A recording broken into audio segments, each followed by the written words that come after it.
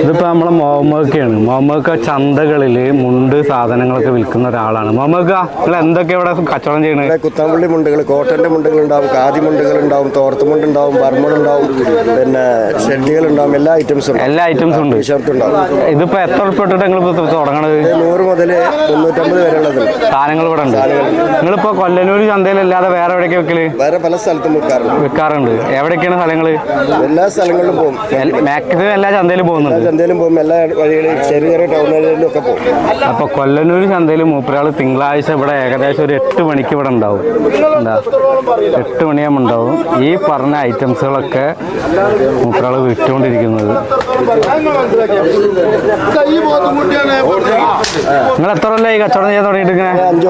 5 വർഷമായി. കച്ചവടം എന്താ റാത്താണോ? ഉഷാറായിട്ട് പോകണം. അപ്പോൾ മുഹമ്മദ് ഖാനെ എവിടെയെങ്കിലും വെച്ച് കാണുകയാണെങ്കിൽ നിങ്ങൾ ജസ്റ്റ് ഒന്ന് നിങ്ങൾക്ക് ആവശ്യമുള്ള സാധനങ്ങൾ